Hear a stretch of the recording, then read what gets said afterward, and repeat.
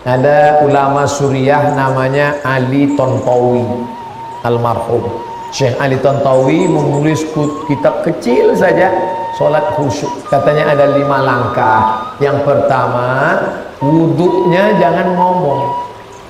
Hadis sahih tentang wuduk jangan ngomong. Jadi ketika wuduk itu hadis riwayat Ibnu Majah, saat air masuk ke mulut maka iktikat hakikatnya keluarlah dosa-dosa mulut. Jadi khusyuk sudah dijaga waktu wudhu. Air waktu membasuh muka keluarlah dosa-dosa dari kelopak biji mata. Air menyiram tangan keluar dosa dari celah-celah jemari tangan. Air mengusap kepala keluar dosa isi kepala sampai ke lubang telinga. Air menyiram kaki keluar dosa sampai dari celah-celah jari kaki.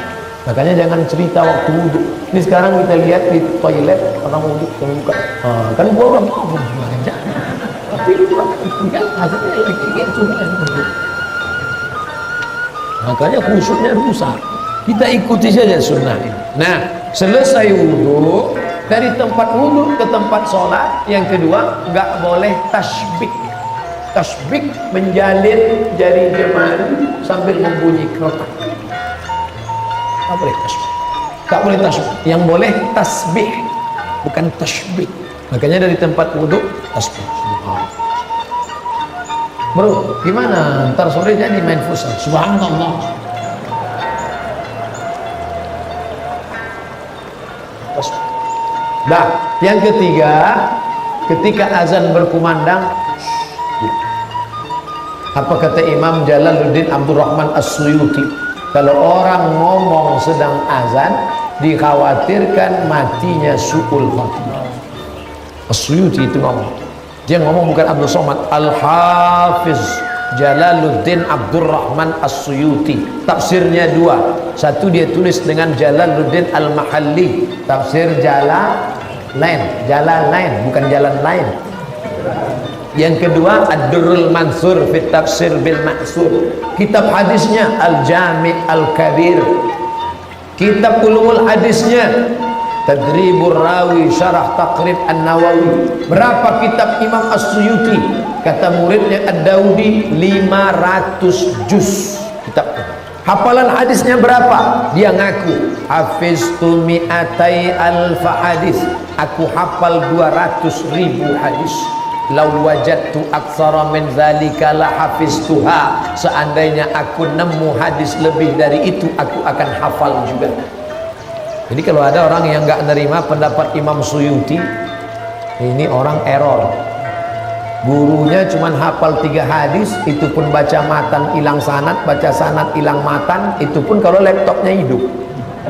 Habis baterai hilang hadis. Dia pegang, ini Suyuti yang ngomong. Al-Imam Al-Hafiz Jalaluddin Abdurrahman As-Suyuti. Pertama, jaga wudhu. Yang kedua, jangan tasbih. Yang ketiga, jawab seruan azan. Hayya 'alas shalah. La haula. As-salatu khairum minan. Sadaqta wa barakta wa ana ala dzalika minasyahidin wasyahidin. Nah, ini mesti dijawab. Setelah itu doa wasilah. Allahumma rabb hadhihi ad-da'wati at-tammati was-salati al-qa'imah. Ati sayyidina Muhammadan al-wasilata wal-fadila wasyarafa wad-darajata al-'aliyata ar-rafi'ah. Allahumma maqaman mahmudan alladhi wa'adta. Dalam riwayat Al-Baihaqi ada tambahan innaka la tukhliful mi'ad. Bagi yang hafal. Anak-anak muda yang baru tobat belum hafal gerak-gerak kena yang mulut. 4, engkau mesti membaca. Qiraah dengan mutolaah beda. Qiraah baca buku mulutnya bergerak, qiraah namanya. Sedangkan mutolaah mulutnya diam. Kalau ada orang baca novel Tenggelamnya Kapal Panderwi, ayat-ayat cinta, diam, itu namanya mutolaah. Tapi Quran bukan mutola'ah, qiraatul Quran, baca, bukan mutola'ah. Makanya kalau ada orang baca Quran mulutnya diam, itu bukan baca Quran, itu namanya mutola'atul Quran. Qiraah mulut bergerak. Datang orang bertanya kepada Khabbab ibnul Arth, sahabat Nabi. Ya Khabbab, ya Nabi itu waktu sholat mulutnya bergerak atau diam? Kata Khabbab, aku melihat Nabi sholat mulutnya bergerak. Dari mana kamu tahu Nabi itu mulutnya bergerak? Bittirabi lihyatihi, aku lihat jenggotnya bergoyang. Kenapa jenggotnya bergoyang? Karena dagunya bergoyang, karena rahangnya bergerak.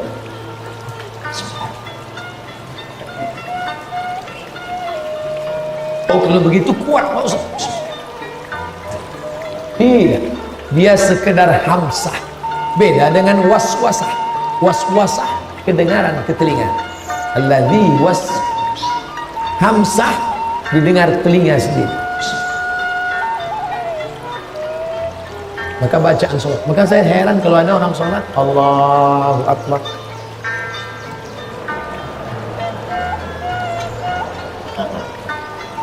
itu belum bergerak. Kelima, fahami bacaan. Sekarang ada pula yang mengajarkan sholat diterjemahkan. Tidak, bukan diterjemahkan, difahami saja. Sama seperti orang pertama belajar bahasa Jawa. Pertama-pertama dia hafal, tapi setelah lama tidak diterjemahkan lagi. Atau bahasa Inggris tidak diterjemahkan, dia sudah otomatis. Jadi tidak perlu diterjemahkan. Jangan kamu terjemahkan. Inna sholati my praying, wa mahyaya my life, wa mamati my die, lillahi ta'ala for you oh my God. Tidak. Inna sholati wa nusuki mahya wa mati lillahi la syarika lah wa bidzalika wa ana minal muslimin. 5 ini kita jaga, siapkan cawannya, maka Allah akan menurunkan kekhusyuan. Boleh jadi yang ngomong ini, yang ngajarkan anak-anak mudaku, boleh jadi kau lebih khusyuk daripada ustadz yang ceramah, karena hatimu lebih bersih, karena makananmu lebih halal, engkau jauh dari syubhat. Masalah kekhusyuan antara hamba dengan Allah subhanahu wa ta'ala. Mudah-mudahan Allah memberikan kita kekhusyuan. Kalau engkau tidak merasakan manisnya baca Quran, tidak merasakan manisnya sholat sunat, tidak merasakan manisnya iktikaf, tidak merasakan manisnya tahajud, nikmat sudah tercabut dari diri.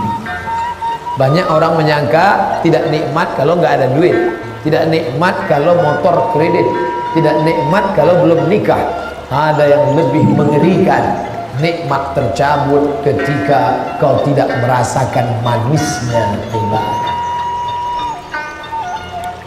Hukumnya milih orang yang korupsi gimana Pak Ustaz?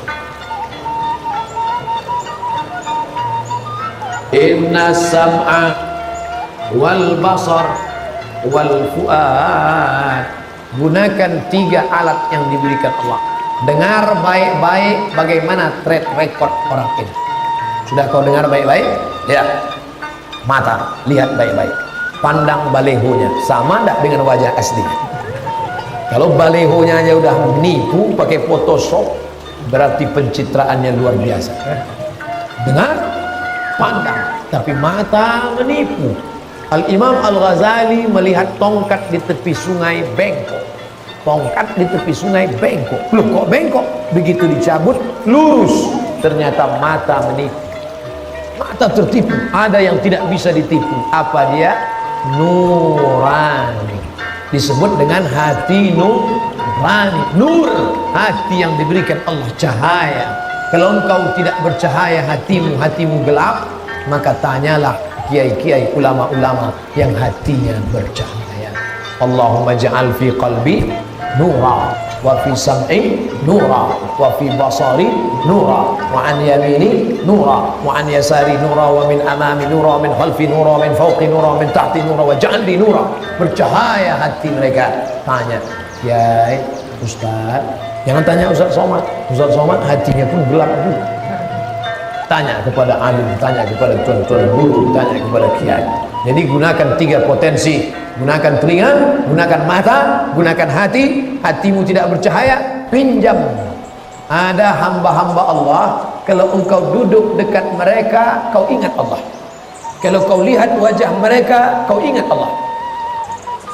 Saya kalau melihat Ustadz Somad, ingat YouTube. Somad jauh. Ada ulama-ulama Ketika kita lihat dia menetes air mata kita, ingat kita kepada Allah, karena zuhudnya, karena waraknya, karena makan halalnya. Nah, maka tanya kepada dia, kira-kira kiai saya pilih yang mana? Langsung kiainya coblos nomor, pilih. Waria banyak di wilayah, bagaimana menegurnya Pak Ustadz? Tangkap Satpol PP. Gimana kami bisa menangkap waria Pak Ustadz? Buat perda, peraturan daerah nomor 1, waria tidak boleh keliaran, ditangkap. Satpol PP bisa bertindak kalau ada payung hukum. Nama payung hukumnya perda. Yang membuat perdanya siapa? DPR. Yang milih DPR-nya siapa? Jamaah. Makanya merubah kerumunan menjadi kekuatan. Di mana letak kerumunan kita? Gerakan sholat subuh berjamaah. Allahu Akbar. Siap berkerumun, siap punya kekuatan, siap pilih pemimpin terbaik. Takbir.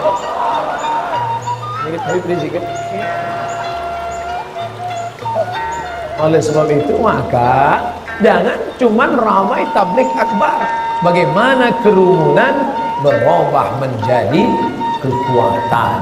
Ini baru langkah pertama kerumunan. Tapi jangan sampai kerumunan ini seperti buih di tepi pantai, seperti pasir di tepi pantai, seperti buih di tengah lautan yang tak bermakna. Maka harus ada kerumunan berubah menjadi kekuatan ekonomi, belanja ke 212 mat, belanja ke kita mat, belanja ke somat.